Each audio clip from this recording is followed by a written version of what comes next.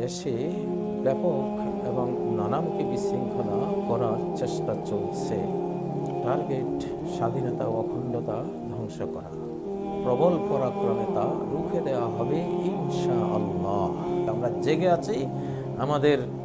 আমাদের কিশোর তরুণ, আমাদের একেবারে শিশু থেকে বুড়ো পর্যন্ত সবাই সচেতন আছে। দেশপ্রেমিক অংশটা এবার আর সে সুযোগ নেই। 1757 সালের মতো অল্প কিছু মানুষের হাতে গোটা দেশের স্বাধীনতা অখণ্ডতার ভার আমরা দিয়ে ঘুমিয়ে নেই। এখন আর একটি প্রত্যয়, একটি প্রতিজ্ঞা, একটি জীবন মরণ সংকল্প এখানে আছে গোটা জাতির পক্ষ থেকে, সকল নাগরিক, দেশের সকল জনগণের পক্ষ থেকে প্রত্যয়টি আমরা ঘোষণা করতে পারি।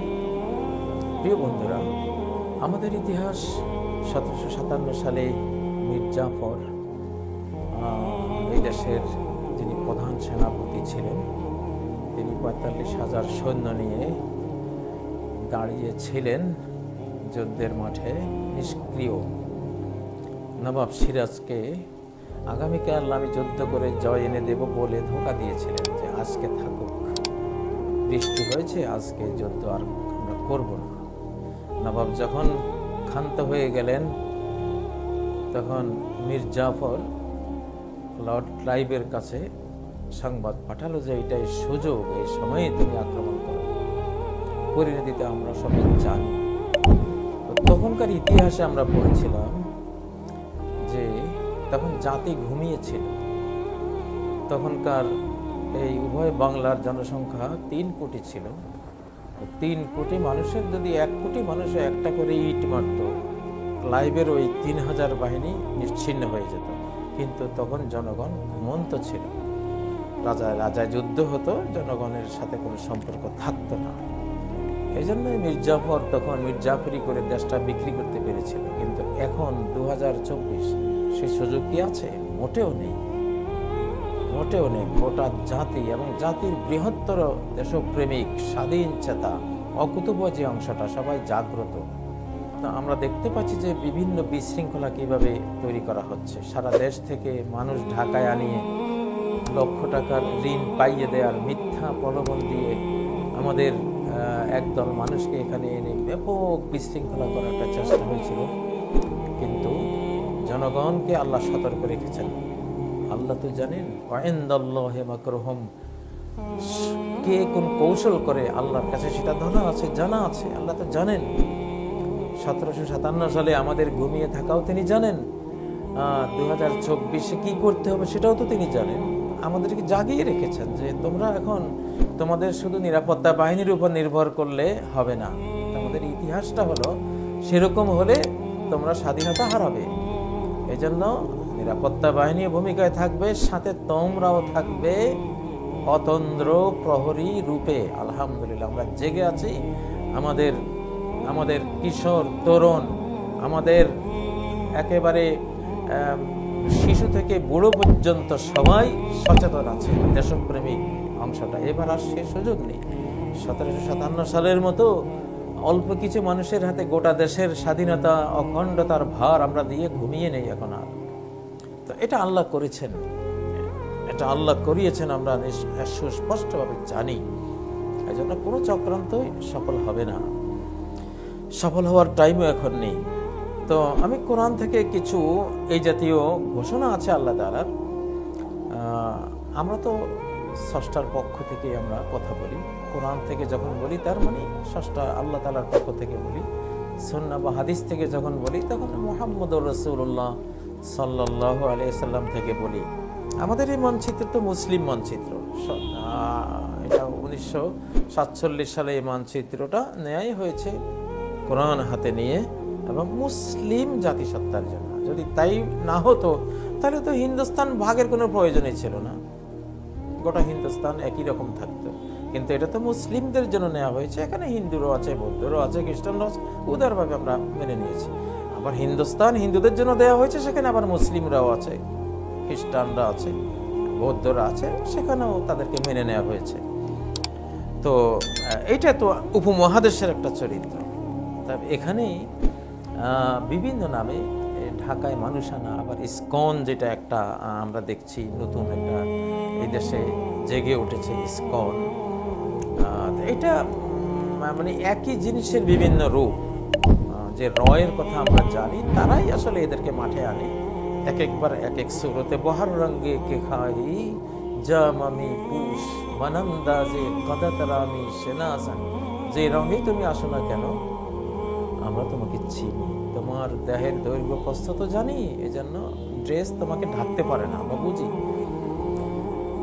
প্রিয় বন্ধুরা, এখন আমরাও রাজনীতি করি, দলীয় রাজনীতি করি না, গোটা জাতিকে সাথে নিয়ে রাজনীতি করি। আমার রাজনীতিটা হবে সবাইকে নিয়ে।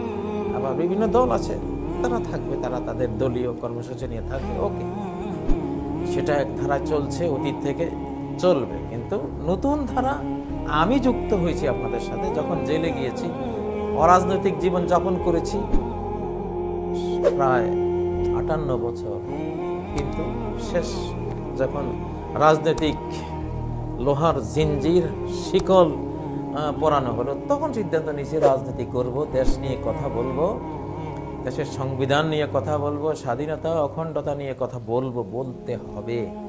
তবে অবশ্যই সেটা সর্বশক্তিমান মালিক শাহানশাহ রাজাধিরাজকে সাথে নিয়ে করব। তিনি যখন সাথে থাকেন, পৃথিবীর কোনো শক্তি তখন আর শক্তি না, কোনো চক্রান্তই আর চক্রান্ত না, কোনো আক্রমণই তখন আর আক্রমণ না। সবকিছু চুরমার হতে বাধ্য, ধ্বংসস্তূপে পরিণত হতে বাধ্য, সবকিছুই ব্যর্থ হতে বাধ্য। ইয়ানসুরকুমুল্লাহু ফালা গালিবা লাকুম, আল্লাহ যদি তোমাদের সাহায্য করে, তোমাদেরকে হারাতে পারে এমন কেউই আর এই পৃথিবীতে নেই। কার শক্তি আছে? আল্লাহ সাহায্য করলে তোমাদেরকে হারাবে কে? ইয়ানসুরকুমুল্লাহু ফালা গালিবা লাকুম। আয়াতটি চাচ্ছি আপনাদেরকে নাম্বারটা দিয়ে দিতে। এটি সূরা আলে ইমরানের আয়াত, এটি আয়াত নাম্বার হলো 160 নাম্বার, সূরা আলে ইমরান। আর এটা নিশ্চিতভাবে সবাই এখন জানা যে এটা একটা অলৌকিক বিপ্লব হয়েছিল, অর্থাৎ আল্লাহ ঘটিয়েছেন, আল্লাহ করেছেন শিশু বাচ্চাদেরকে দিয়ে, অপ্রাপ্ত বয়স্ক কিশোর তরুণদেরকে দিয়ে, এটা আল্লাহ করেছেন। তো সেই আল্লাহ তো আমাদেরকে ছেড়ে দেননি, তিনি সাথে আছেন, আমরা তাকে সাথে রেখেছি। ইন তানসুরুল্লাহ ইয়ানসুরকুম, আল্লাহ বলছেন সূরা মুহাম্মাদের মধ্যে, তোমরা আল্লাহকে সাহায্য করো, তাহলে আল্লাহ তোমাদেরকে সাহায্য করবে। চুক্তি আমাদের সাথে আল্লাহ তাআলা, আমরা তাকে সাহায্য করব। তাকে সাহায্য করব মানে আমরা তার দ্বীনের কথা বলবো, তার দ্বীন নিয়ে আমরা কথা বলবো, তার পক্ষে কথা বলবো, যার ফলে তিনি আমাদেরকে অবশ্যই সাহায্য করবেন।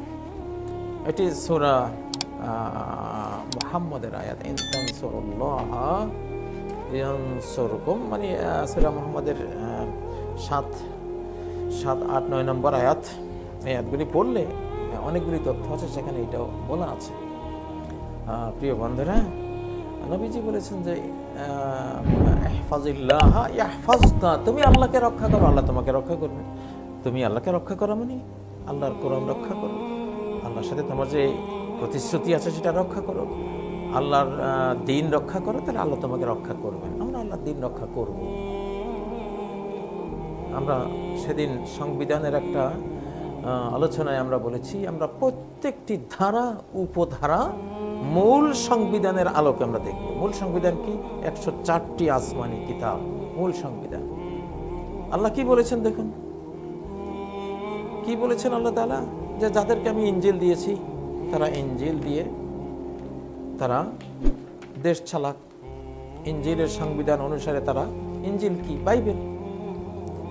এখানে আপনাকে শুধু কোরআনের কথা তো বলা হচ্ছে না, খ্রিস্টান জাতিকে আল্লাহ ফরজ করে দিয়েছেন, ওয়ালিয়াহকুম আহলুল ইনজিল বিমা আনজালাল্লাহু ফি, বাইবেল ওয়ালারা, বাইবেল তোমাদের সংবিধান। সংবিধান আকাশ থেকে আসে, আমরা সব ফকির নির্ভূত, ফকির নির্ভূত আবার কিসের সংবিধান বানায়? হ্যাঁ, ইয়া আইয়ুহান নাস আনতুমুল ফুকারা, হে মানব জাতি সবাই তোমরা ফকির, নিঃস্ব, কাঙ্গাল, ভিখারি, ভিক্ষুক, জ্ঞানের ভিক্ষুক, সম্পদের ভিক্ষুক, জীবনের ভিক্ষুক। তোমাদের তো ভিক্ষা ছাড়া উপায় নেই, তো ভিক্ষুক আবার কি সংবিধান? হ্যাঁ, যাদের কোনো জ্ঞানই নাই, জ্ঞানের ভিখারি, তোমরা কিছু সংবিধান বানাবা? তোমরা যা বানাবা সব তো আহওয়া, কুপ্রবৃত্তি, হ্যাঁ, অপবিত্র, হ্যাঁ, ওয়াসওয়াসা, শয়তানের কুমন্ত্রণা, এগুলোকে সংবিধান বলছো? সংবিধান আকাশ থেকে আসে। ওয়ালিয়াহকুমুল ইনজিল, বাইবেল ওয়ালারা, ইনজিল ওয়ালারা, আল্লাহ যা নাজিল করেছেন সেটা দিয়ে তোমরা বিচার ফয়সালা করবে, দেশ চালাবে, সেটাকে বিধান হিসেবে মেনে নেবে। যদি সেটা না করো, আমাল্লাম ইয়াহকুম বিমা আনজালাল্লাহু ফাউলাইকা হুমুল ফাসিকুন, আল্লাহ নাজিলকৃত সংবিধানে যারা বিচার ফয়সালা করে না তারা ফাসিক, তারা ক্রিমিনাল, তারা অপরাধী। 47 নম্বর আয়াত সূরা আল মাইদা। খ্রিস্টানদেরকে বলা হচ্ছে। আমরা তো শুধু কোরআনের কথা বলছি না, খ্রিস্টানরা এখন আসতেছে, তারা তাদের বাইবেল নিয়ে চলুক। এর আগে ইহুদি জাতির কথা আল্লাহ বলেছেন, ইন্না আনজালনা তাওরাতা ফিহা হুদা ওয়া নূর, আমি তাওরাত অর্থাৎ যে ওল্ড টেস্টামেন্ট, যে কিতাব মুসা আলাইহিস সালামের যে গ্রন্থ, সেটা আমি নাজিল করেছি, এখানে রয়েছে দিক নির্দেশনা, এখানে রয়েছে নূর। এবং সেটা শেষ প্রান্তে আল্লাহ বলছেন যে তোমরা এটা দিয়ে বিচার ফয়সালা করো। আমাল্লাম ইয়াহকুম বিমা আনজালাল্লাহু ফাউলাইকা হুমুল কাফিরুন, আল্লাহ নাজিলকৃত বিধানে যারা বিচার ফয়সালা করে না, দেশ চালায় না, তারা কাফের বলছে। তাহলে আমরা জানি বর্তমান যে সরকার, তারা টোটাল তাওরাতকে ফলো করে, তারা যাই করে সেটা তাদের আলেমরা তাওরাত কিতাব বিকৃত করে রেখেছে, সেই জন্য তারা ভুল পদক্ষেপ নেয়। কিন্তু চেতনাটা ঠিক আছে, যে আসমানি গ্রন্থ যেটা মূল সংবিধান, এটা অনুসারে চলছে, সেটা চলে। কিন্তু তাদের ওখানে অনেক ভুল লিখে দিয়েছে তাদের অতীত আলেমরা, সেই জন্য তারা ভুল হয়েছে। বাট ওখানে তো অনেক শুদ্ধ জিনিস আছে। 8ম দশকে ওদের রাষ্ট্র টিকবে না, এই তথ্য তাওরাতে আছে, এটা সত্য, যেটা এখন আমরা চাক্ষুষ দেখতে পাচ্ছি। আচ্ছা, তাহলে কথা, তারা তাদের সংবিধান, আসমানি সংবিধানে চলতে হবে। খ্রিস্টানরা তাদের আসমানি সংবিধানে চলতে হবে। দাউদ আলাইহিস সালামের জাতি, সুলাইমান আলাইহিস সালামের জাতি, তারা তাদের সে আসমানি জাবুর সংবিধানে তারা চলেছেন, বিশ্বকে চালিয়েছেন।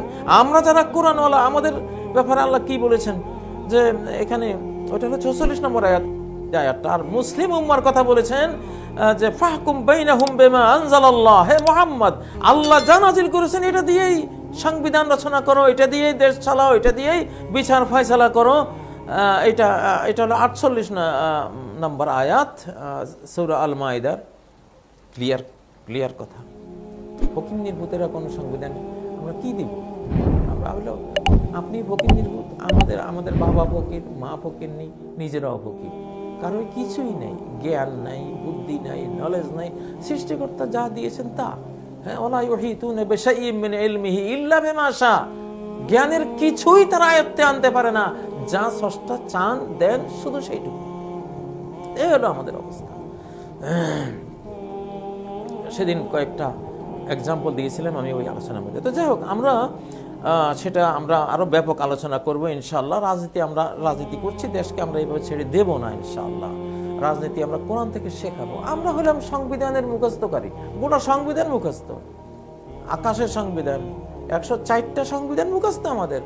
কারণ লেটেস্ট ভার্সন কোরআনে 160টা সব আল্লাহ তাআলা গণনা করে রেখেছে। 160টা যা ছিল, যেটা রহিত হয়নি, সব এখানে আছে। এটা মুখস্থ করা মানে 104 আকাশী সংবিধান মুখস্থ করা। সেই সংবিধান আমাদের মুখস্থ, হাদিস আমাদের মুখস্থ।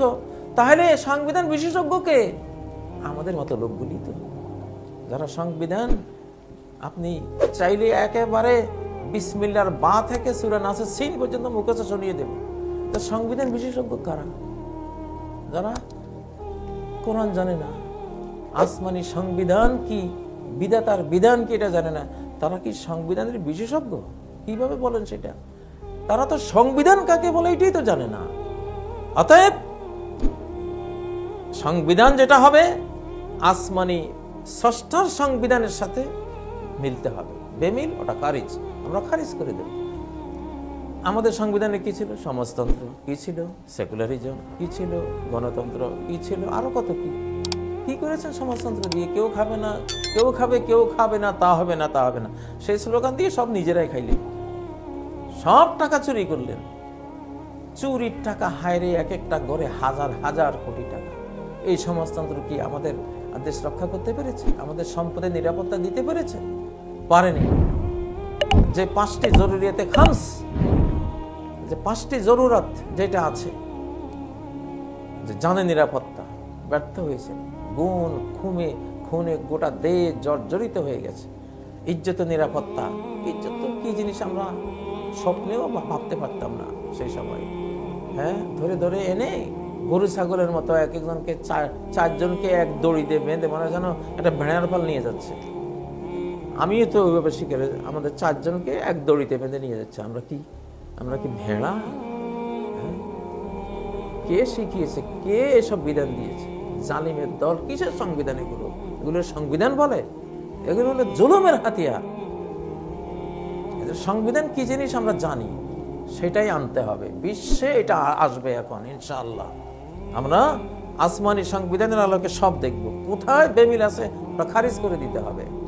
তাড়াহুড়ো করে একটা পাস করে দিবেন সেটা মানা হবে, সেটা মানা হবে না ইনশাআল্লাহ। প্রিয় বন্ধুরা, তো বলছি দেশে যে বিশৃঙ্খলা তৈরি করা হচ্ছে এটা আমাদের নজরে আছে। এসব বিশৃঙ্খলা কাজ হবে না। যারা এইসব বিশৃঙ্খলা করবেন তারা কি করছেন জানেন? লা ইল্লাম ইয়ানতাহিল মুনাফিকুনা ওয়াল্লাযিনা ফি কুলুবিহিম মারাদুন। মুনাফিক সম্প্রদায়, হিপোক্রেটস, কপট সম্প্রদায়, যারা মুখে একটা ভেতরে আরেকটা, এরা হলো মুনাফিক। ওয়াল্লাযিনা ফি কুলুবিহিম মারাদ, যাদের অন্তরে রোগ ব্যাধি আছে। রোগ ব্যাধি, সম্পদ আত্মসাতের রোগ আছে, জিনার রোগ ব্যাধি আছে, চুরির রোগ ব্যাধি আছে, অপরের জীবন হরণের রোগ ব্যাধি আছে, কারো ইজ্জত হরণের রোগ ব্যাধি আছে। এগুলো রোগ, হার্ট ডিজিজ, এই ডিজিজগুলো আছে। ওয়াল মুরজিফুনা ফিল মাদিনা, মাদিনাতে এখানে রাষ্ট্রে যারা সন্ত্রাস সৃষ্টি করছে, রাষ্ট্রে যারা বিশৃঙ্খলা সৃষ্টি করছে, এই 3 শ্রেণী যদি বিরত না হয়, বিশৃঙ্খলা সৃষ্টি করার পর থেকে যদি বিরত না হয় এরা, লানুগরিয়ান্নাকা বিহিম, হে নবী তোমাকে লেলিয়ে দিব আমি এদের বিরুদ্ধে। আমি দুর্বল মুমিনদেরকে এমন ক্ষমতা দেব, তখন এই দুর্বলরা ওদেরকে পিটিয়ে একেবারে দেশ ছাড়া করে দেবে। সুম্মা লা ইউজাবিরুনাকা ফিহা ইল্লা কলিলা, সামান্য সময় তারা দেশে থাকতে পারবে, দেশের মানচিত্র থেকে আউট হয়ে যাবে এরা। তাই হয়েছিল মদিনা রাষ্ট্রে। যারা মদিনার ভিতরে অশান্তি সৃষ্টি করেছিল শেষ থাকতে পারেনি, বিভিন্ন দেশে দেশান্তরিত করে দেওয়া হয়েছে। মালউনিন, ওরা অভিশপ্ত হয়ে দেশান্তরিত হবে। মালউন, লানত-প্রাপ্ত হয়ে দেশান্তরিত হবে। আইনামা সুকিফু, যেখানে পাওয়া যাবে ওখেজু, তাদেরকে ধরা হবে। অকুতিলু তাকতিলা, তাকতিল মানে এটা বিচারিকভাবে আইন আদালতে বিচার করে, ন্যায় বিচার করে ওদের মৃত্যুদণ্ড কার্যকর করা হবে।